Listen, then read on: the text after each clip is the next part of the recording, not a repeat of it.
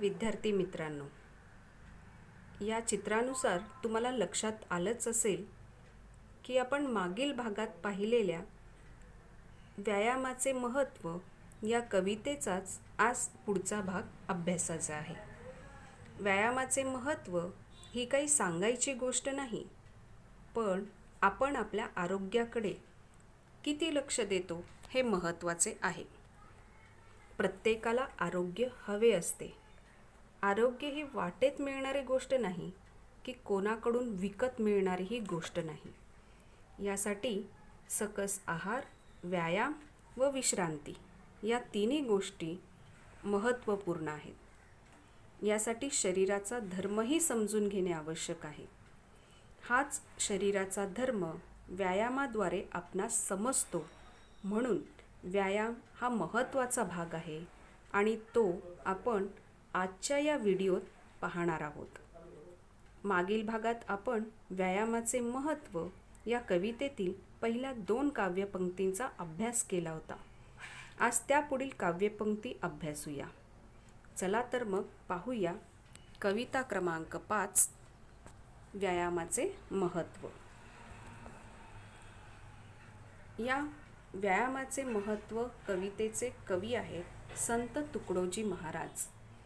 यांचा जन्म 30 एप्रिल 1909 अमरावती येथे झाला आणि त्यांना राष्ट्रसंत म्हणून ओळखले जाते.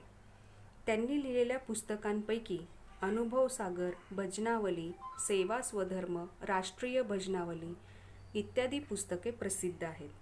त्यांचा मृत्यू 11 ऑक्टोबर 1968 साली झाला आणि त्यांनी अगदी साध्या सरळ सोप्या भाषेत सर्वसाधारण माणसाला या कवितेतून व्यायामाचे महत्त्व समजावून दिले आहे. पहिल्या 2 कडव्यांनंतर आपल्या समोर येते 3रे कडवं. व्यायामे जडत्व जाई दूरी, व्यायामे अंगी राहे तरतरी, रक्तव्यवस्था उत्तम शरीरी, वाढे विचारी सजीवपण. जडत्व म्हणजे सुस्ती, आळशीपणा, लेझिनेस. तरतरी म्हणजे उत्साह, फ्रेशनेस. रक्तव्यवस्था, शरीरातील रक्तव्यवस्था म्हणजे शरीरात रक्ताभिसरण होणाऱ्या ज्या संस्था त्यानुसार कवी इथे काय सांगतायत ते आपण पाहूया.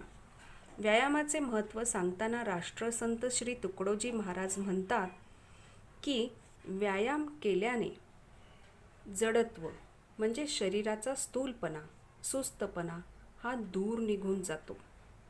व्यायाम केल्याने आपल्याला अंगी उत्साहही निर्माण होतो, तरतरी निर्माण होते, उत्साह निर्माण होतो.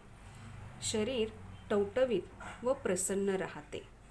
व्यायाम केल्याने एकतर आपल्या अंगातील सुस्तपणा, आळशीपणा निघून जातो आणि आपण तरतरीत होतो, उत्साही होतो आणि आपल्या शरीरातील रक्तवाहिन्या, रक्ताभिसरण होणाऱ्या विविध संस्था म्हणजेच रक्तवाहिन्या या उत्तम राहतात आणि बुद्धीचा कसही वाढतो. म्हणून आपले जे विचार आहेत त्या विचारांमध्ये सुद्धा सजीवपणा निर्माण होतो. म्हणजेच त्या विचारातील जो सजीवपणा आहे तो टिकून राहण्यास मदत होतो. पुढचं कडवं पहा. व्यायामाने सशक्त स्नायू, व्यायामे मानव होय दीर्घायू, व्यायामहीना पित्त कफ वायू, जर्जर करीती अत्यंत. स्नायू म्हणजे मसल्स. दीर्घायू, होय दीर्घायू असं सांगितले. त्याचा अर्थ आहे दीर्घकाळ जगणारा. कफ, पित्त, वायू यापैकी वायू म्हणजेच वात. जर्जर म्हणजेच अतिशय अशक्त किंवा कमजोर, जीर्ण अशा पद्धतीने. मग यामध्ये व्यायामाचं महत्त्व समजावताना राष्ट्रसंत श्री तुकडोजी महाराज या कडव्यात काय सांगतायत पहा.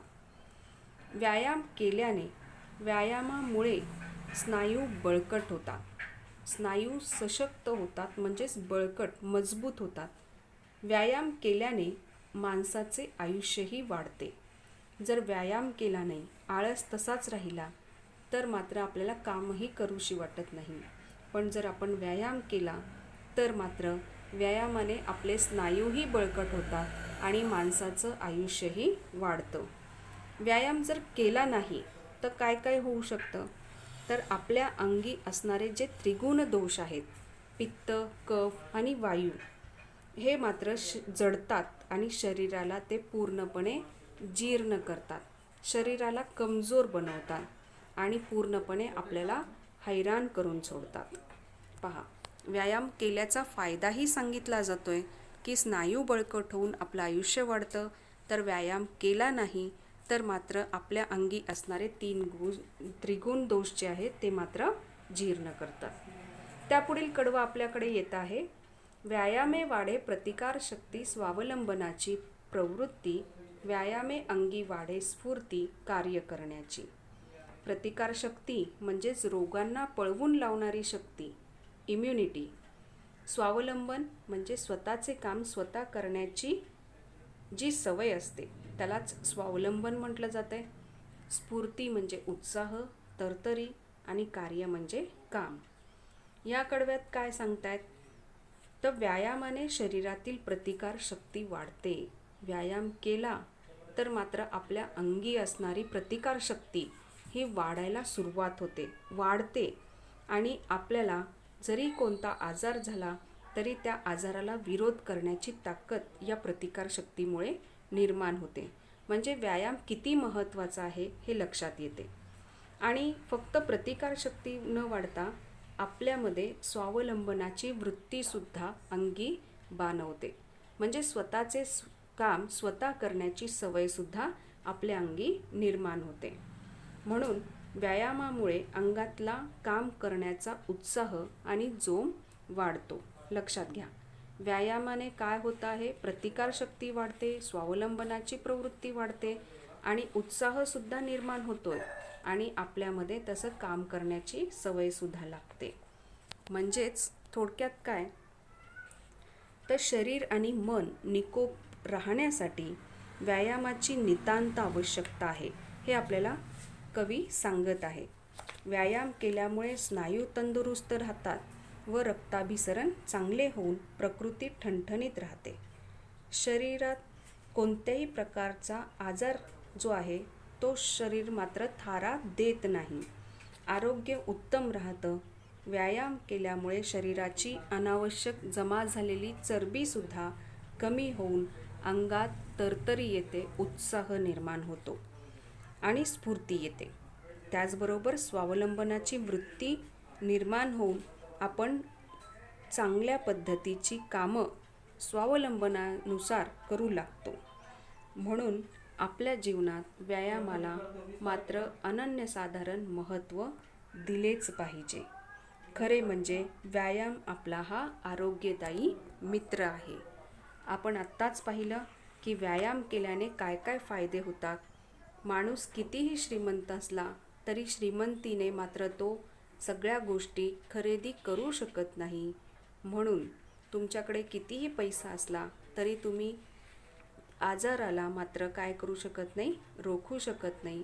आजार न होण्यासाठी, आनंदी जीवन जगण्यासाठी व्यायाम हीच एक गोष्ट, हाच एक आरोग्यदायी मित्र गरजेचा आहे.